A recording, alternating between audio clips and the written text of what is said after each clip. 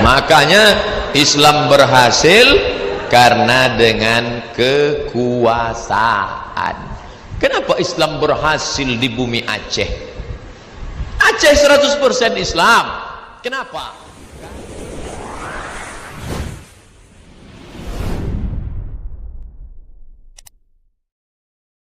Supaya kalian terjaga. Kalau Ustadz ngaji, Ustadz Somad, judulnya Tablik Akbar, pengajian Yasin Akbar. Tapi kalau anak muda lain. Apa kajiannya? Sat Night.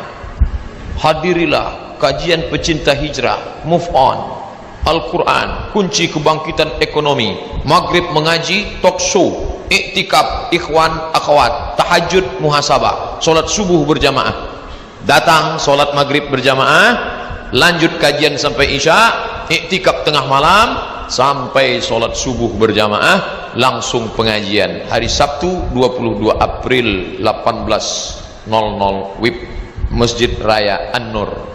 Ini siapa ini? Ustadz Muzammil Hasballah, yang suaranya Masya Allah. Muzammil artinya orang berselimut, berselimut sorban. Ada pengajian. Pokoknya di mana saja ada pengajian, datang untuk menjaga diri. Narkoba, zina, pergaulan bebas. Dan yang paling mengerikan, ini yang dikatakan Pak Sekjur tadi, narkoba dia selamat, zina dia selamat, tapi ada satu lagi, apa dia? Kenakalan intelektual dalam bentuk sekularisme. Sekuler, agama kata dia tak penting. Mau pakai jilbab, mau pakai bikini sama aja. Jenggot kata dia tak penting. Apa tuh berjenggot-jenggot? Jenggot sama bulu ketiak sama aja kata dia. Ngejek-ngejek orang. Padahal dalam Islam semua diatur. Mau masuk kamar mandi kaki kiri, Allahumma inni a'udzubika minal khubuthi wal khaba'is. Mau makan tangan kanan, bismika Allahumma ahya. Kalau ketawa berarti masih ingat doa makan. Allahumma barik lana fima razaqtana wa qina azabannar. Itu hadisnya dhaif Pak Ustaz. Oke, pakai hadis sahih. Bismillah. Mau tidur malam, bismika Allahumma. Diatur semua dalam Islam. Sedangkan mau masuk WC aja diatur Islam, apalagi memilih pemimpin. Tapi dia sekuler. Islamnya cuma 3. Lahir, nikah, mati. Lain daripada itu Islam tidak mengatur dia. Dia ke masjid cuma 3 kali aja. Pertama ke masjid kapan? Akad nikah di Masjid An-Nur. Aku terima nikahnya dengan mahar seperangkat alat sholat. Dan kitab suci Al-Quran tak pernah dibuka sampai mati, tunai. Kedua kapan? Kedua masuk masjid. Nih, tanggal merah, hari libur. Besok libur lagi. Harpitnas, hari kejepit nasional. Balik kampung. Orang kalau sudah balik kampung singgah ke masjid, mampir ke masjid, mampir ke masjid, mampir ke masjid, mampir ke masjid, mampir ke masjid. Keterangan, kencing, kencing, kencing, kencing, kencing. Singgah ke masjid kok cuma numpang kencing. Nah, alhamdulillah, anak-anak muda kita ke masjid. Pak Ustadz, itu Pak Haji yang tua tu rajin betul ke masjid. Tak ada yang heran. Orang tua rajin ke masjid tak ada yang heran. Orang sudah diintai malaikat maut. Tapi ketika anak muda yang semangat bergelora ke masjid dia, tadi saya tanya Pak Sekjur, siapa yang baca Quran itu? Anak fisik Pak. Saya sangka pemain naturalisasi. Saya sangka diundang anak UIN, anak pesantren untuk baca Quran. Anak fisik baca Qurannya begitu suaranya.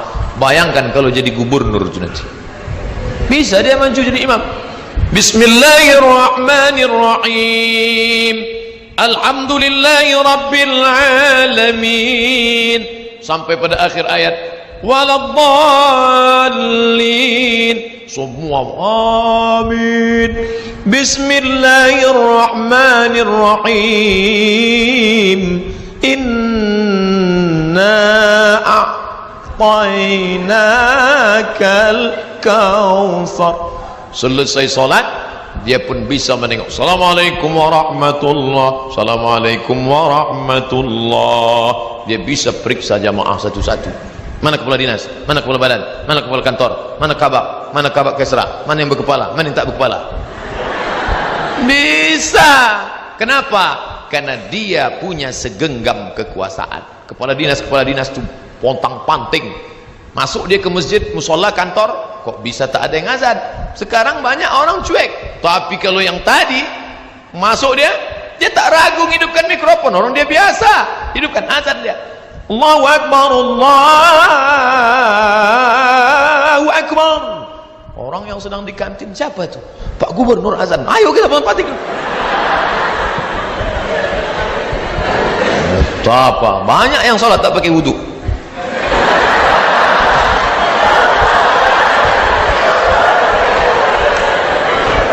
Makanya Islam berhasil karena dengan kekuasaan. Kenapa Islam berhasil di bumi Aceh? Aceh 100% Islam. Kenapa? Karena Raja Aceh itu langsung memegang tampuk kekuasaan. Namanya Merah Silu.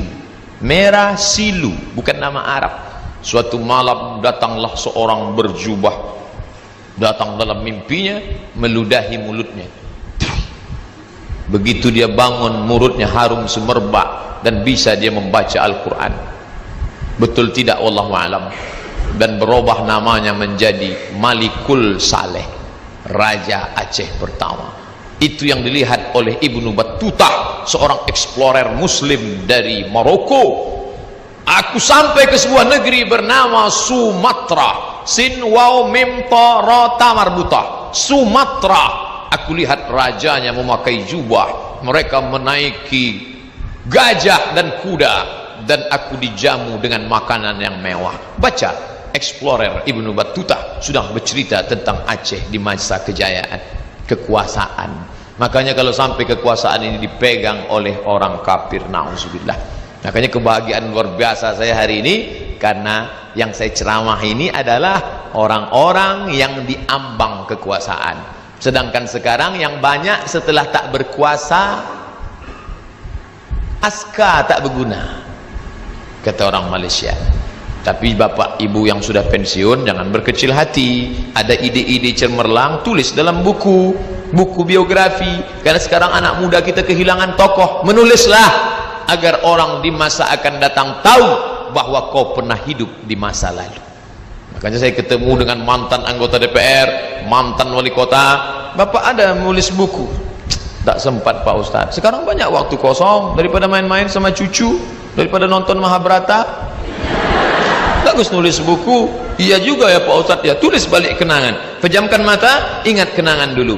Ketika aku menjadi camat di sana, lalu karirku naik menjadi bupati. Setelah itu, pejamkan mata. Udah saya pejamkan Pak Ustadz, terus salah tulisan. Tengok balik. Itulah yang bisa menolong kita. Ma la yudraku kullu la yutraku kullu. Kalau tak pernah berjuang di masa lalu, berjuang di masa akan datang. Anak-anak muda Riau membaca sejarah itu menjadi sumber inspirasi bagi mereka. Inspiratif buku bapak ini. Jangan menganggap kalau sudah buat amal soleh ceramah, mimbar, sehingga semua mau jadi ustadz. Enggak, dengan tulisan. Anak sains teknologi tak pernah ceramah, tapi videonya diupload orang, didownload orang, ditonton orang. Ustadz Somad khutbah di masjid, yang datang 500, yang mendengar 400, yang masuk 300, yang berhasil bawa pulang 100, yang didengar bininya 50. Tapi ini anak tidak ceramah, dia potong tuh video, dia masukkan Instagram, Twitter, BBM, dia share, lalu kemudian orang menonton, dan terakhir diposting ke saya. Tengok nih Ustadz Somad, screenshot, viewernya sudah 200.000 orang. Dia tenang-tenang saja. Inilah multi level marketing yang tak ada putusnya. MLM, mulut ke mulut. Rugi kalau pernah hidup tak pernah mengajak orang ke jalan kebenaran.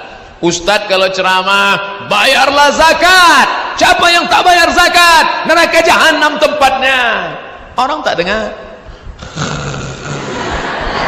Begitu Ustaz selesai, barakallahu li walakum fil Qur'anil azim. Langsung diambilnya HP, update status. Cepat betul khotibnya.